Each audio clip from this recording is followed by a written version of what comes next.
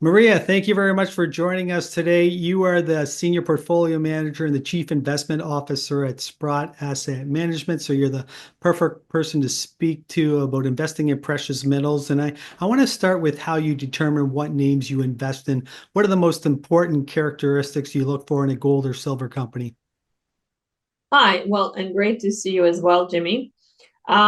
Well, there's definitely, we have a whole process at Sprott about how we look at mining equities, be it silver or gold or in general, any mining equities. And number one, it starts with people. And we look for management teams who have done this before, who have run mines, who have discovered ore bodies. We also look for, deposits that will be ultimately mined, right? So for an exploration or development stage company, that means size, that means good metallurgy, it means a whole whack of different things and aspects of mining that we look at. So kind of people is number one, technical aspects is number two. The third one is we start looking at things like financials and capital structure of a company. Do they have cash? What are their funding needs? There's a lot of questions that we need to get answered. So finance would be bucket number three. And then kind of overlay that with the geopolitics and ESG factors. So, what is ESG? Well, that's environmental, social, and governance. And that's how does a company treat its people? How does a company treat the communities surrounding their properties? How does the board of directors kind of interact with management and with shareholders? What are the policies of the company? There's so many different questions that we look at. So I don't think I can summarize it well in about a minute, but that's kind of the gist of it. And as you mentioned, geopolitics is now more important than ever. And we've seen many examples in the past where mines, especially very successful mines, have become nationalized. So jurisdiction is very important. Are there countries you will not invest in? Or maybe the proper question is, are there countries that you prefer to invest in over other ones? Certainly, that is the case. And in fact, at Sprott, we have come up with a proprietary heat map. We have gone through kind of country by country as a team and ranked our preferences for countries. And that is kind of like the Fraser survey, but at Sprott internal to us. And we published that on our website. There's certainly regions that if you think about stable regions, so think North America, Australia, those are definitely preferences for us. But we have gone into Africa, Latin America, we have gone into Europe. There's lots of places in the world that we go to, but you have to size positions accordingly. We are not, we're going to size a position in West Africa maybe differently than we would size a position in somebody who has mines in North America, for example. So it's all relative. There are places we also would not go to. I'm not going to name them, but certainly there's certain countries that we try to stay away from. And what about market cap? You yourself, you focus on small caps and mid caps, but do you have any market cap restrictions? Certainly our focus is, and our bread and butter has been small to mid caps. We don't really have, I would say, we don't really restrict it by market cap. What we do look at is liquidity. In other words, how much does a stock trade every day? And of course, that goes together with market cap. Normally, size, dictates liquidity oftentimes, but other factors dictate liquidity as well, such as sometimes a company will have large control positions of, when another company owns a stock or when an institution owns a stock. And so that's kind of a moving target. But certainly liquidity is something we take very seriously because we want to make sure that if we need to get out of a position, we can. So once again, you're just trying to minimize your risk. We're trying to make sure that even in downtimes that the portfolio has liquidity that if need be, we can sell positions for sure. And when it comes to valuation, how do you value a company, let's just say an Explorco or a developer versus a producer? Yeah, and that's a very important distinction because you wouldn't value an explorer the same way you would a producer. and you know, sometimes you can't even, it's very hard to value and explore if somebody doesn't have ounces, you know, written down on paper. So that becomes an interesting exercise, because then you're trying to think about what the potential there is, right? So what a company could find, how many ounces. And I don't think we have hard and fast rules for how we would value something like that. And in terms of, if you look at a production company, and we certainly look at various metrics, you know, be it price to NAV, price to cash flow, free cash flow yields. We look a lot at ROIC, return on invested capital, and we actually have had many conversations with companies to ask them to start disclosing those numbers as well. So there's many different kind of valuation metrics we apply. There's not one and hard for everyone. And part of the valuation process is determining what the proper gold or silver price is. What price do you use? I generally use spot prices. What we find is the sell side analysts a lot of the time will not use spot prices. Frankly, they will not even use the forward curve. They will use some kind of assumptions that they've come up with, you know, be it by the bank or whatever, by the brokerage. So we like to look at things at spot, because we don't think that we're very good at forecasting metals prices. So we just say, you know, today gold price is $3,000. Great. Let's take it and see what happens to valuations at that price. And you mentioned that sell side analysts will use a lower price, and so do corporates, and so do other buy side investors. Why do you think they use a lower gold or silver price than what the spot price is at any given time? Well, I'm not sure I have the answers to why they do that, but certainly it becomes quite punitive, and it has been in recent years. You know, as you know, both gold price and silver price have risen in recent years quite a bit, but the forecasts have not kept up, even with spot prices. And even now, like I said, we're sitting at $3,000 gold, and I think consensus estimates are much lower than that. So it becomes very punitive for the companies when you don't apply spot. So as to why, I'm not sure. I know why the corporates use lower prices, and that's probably because they need to run budgets. They need to think of, you know, maybe protection on the downside. So that's kind of a more risk averse take on the whole thing. So I understand why a company would do that, but I'm not certain why sell side analysts and financial players would use lower prices. And as we both know, there's hundreds of different gold and silver companies out there, maybe thousands, but how many names do you and your team cover, and how many do you have in your portfolios? Well, we certainly our team definitely comes across a lot of companies, and we take a lot of meetings with companies to just, you know, if it's a smaller company, we just want to start tracking it from an early stage. So I would say it's in the hundreds for sure. And again, a lot of, you know, when you say tracking, I mean, it doesn't mean we're really tracking the company month to month, quarter by quarter, but we kind of take a lot of introductory meetings just to see if there's something interesting there. And how many names would you have in your portfolio? Oh, well, so yeah, so when it comes to actually structuring portfolio, we try to be more focused. We have certain portfolios that are about 30 to 40 names, and we have some portfolios that are even more focused than that, let's say around 20 names.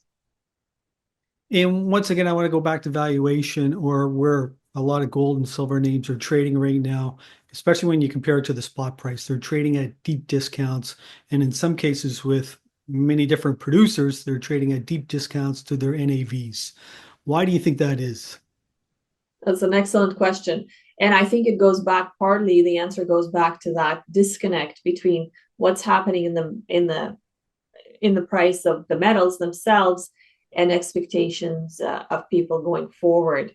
And, you know, again, going back to the sell side analyst comment, they usually expect the price of gold to decline, or the price of silver to decline.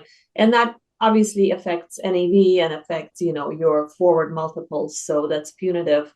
And I also think that there hasn't been a generalist buy-in to the sector, and the belief that these companies can generate lots of cash flow, etc. What we're seeing now in 2025 is that because the prices of the metals have appreciated, these companies are really generating a lot of money. And I think going forward, we're going to see that even more so, right? Again, I think there's just been a disconnect with how fast the metals prices have moved, and that cash flow generation. I think it's going to be very interesting to see what happens with the mining equities. So I want to ask you a silver specific question now. We have gold trading at or near all-time highs, but silver is nowhere near the all-time high that we saw back in 2011, which was $50 an ounce. Why do you think silver is still trading at a big discount to its previous high? And especially in terms of, or when you look at the supply and demand economics associated with silver, we keep hearing that demand increases, it keeps increasing, but the supply is stagnant or decreasing. Right. And I speak to the supply demand deficit in silver a lot. I think, as you know, silver has kind of two heads. It has the monetary head and the industrial head. And yes, the industrial demand has been growing and fast and in large quantities. But what silver doesn't have is the buy-in from central banks. As you know, gold has been gobbled up in the last 3 years by central banks, over 1,000 tons a year per year. Silver hasn't had that. Central banks have not been known to accumulate silver. Oh, sorry, silver does not have that. Silver is not being accumulated by central banks. So I think that kind of has hurt silver. Also, I think if people are expecting a slowdown in the economy, specifically because of all the tariffs that are being announced, the perception would be to hurt silver as well, because it is used in industry. I would say my pushback on that argument would be that silver is used in many different uses, but in small quantities. And B, it's used in energy transition type, green type kind of uses. So for example, solar is a way for humans to try to, transition towards cleaner energy. Electric vehicles, again, it's something that we've, tried to push forward in order to have cleaner energy and cleaner environment. So those things, unless there's a big reversal in those trends, and I think those trends are secular, they're longer term in nature, I think silver should be insulated from downturns in the mass economy, right?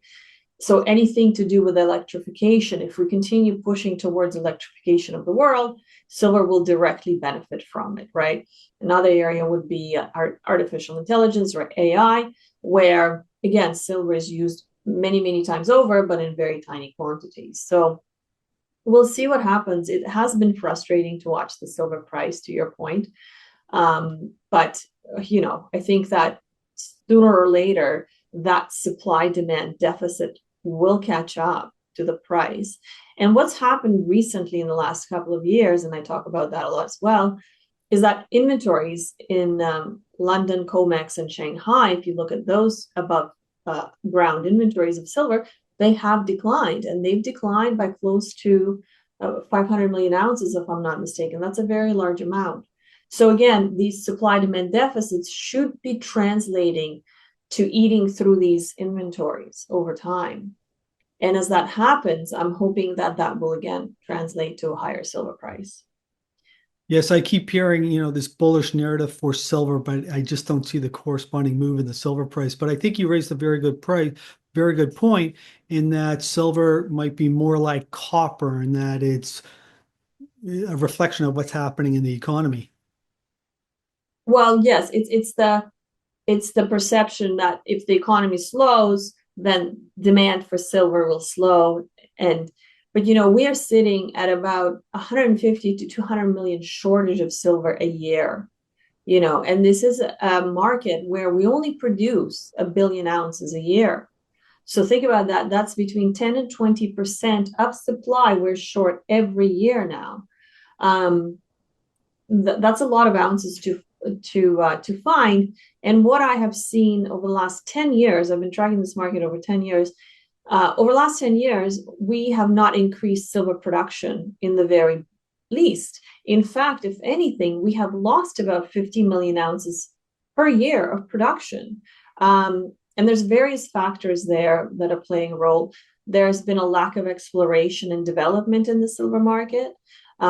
Reserve grades and production grades have been declining. So we have to find bigger ore bodies that are lower grade. We have to invest more money into infrastructure to develop these deposits.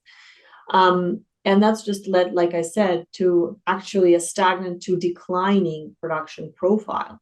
And it's interesting because every year I see, forecasts for an increase in mine production, but we're just not seeing it to the extent that people are forecasting because something always happens.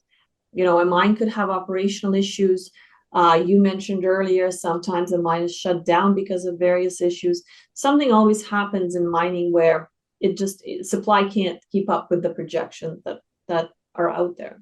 So yeah, that's, longer term, I don't see a scenario where silver price is lower.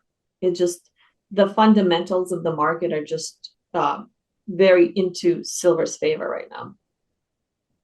And I want to ask you about the deal pipeline right now. How would you describe the deal market? Are you seeing a lot of deals, and the deals you do see, are they able to raise 25, 50, 100 million bucks in the current environment? We're certainly, we're certainly seeing financings, happen. And if it's a good deal, I always say good deals will find the money. Good deals have been oversubscribed by a factor of 2, 3 times. So there's money out there, but I think it's money that is smart money and it wants good deals. It wants good deposits, good mines. So yeah, we are seeing that, and it is encouraging for sure. And before we wrap it up, Maria, I want to ask you about one of your mentors, and you had the privilege of being trained by one of the greatest investors in the precious metal space, and that's Eric Sprott. I'm curious, what were the number one or two things you learned from working with Eric? I don't know if I can summarize it into one or two. Eric is definitely a great man. He hired me 20 years ago. Um, but I will say a couple of things. So, number one, Eric always looks at the big picture. He always wants to see how big something will get. Another important thing is grade. And as you know, grade measures how rich a mining deposit is. So those kind of two things are very important. And the other thing is he taught me a lot about macro and looking at macroeconomics, looking at what's happening in the world, trying to learn and understand what's driving, the price of gold, the price of silver, because these are very macro driven things, the metals. So, and that gave me a love at looking and reading about macroeconomics, just again, exploring the world and learning about the world. There's Interesting. lots more, but I don't think we need a lot of time to cover everything. No, you're right. Talking about macro is very important now, especially more than ever. You got to look at the US dollar, interest rates, inflation expectations, what's happening in other countries, and where the money's flowing to. Well, that was a great discussion, Maria, and I want to thank you very much for spending time with us today. If someone would like to learn more about Sprott and its various gold and silver products, where can they go? Very simple. We have a website. It's great. It's www.sprott.com. And I will say that our website is tremendous. We have a bunch of people writing articles. So we have a whole section, at least one section of the website dedicated just to all the articles and webcasts and podcasts that we do. A lot of information on various metals, not just gold and silver. It's a great resource. Highly recommend it. Maria, once again, thank you. Thank you.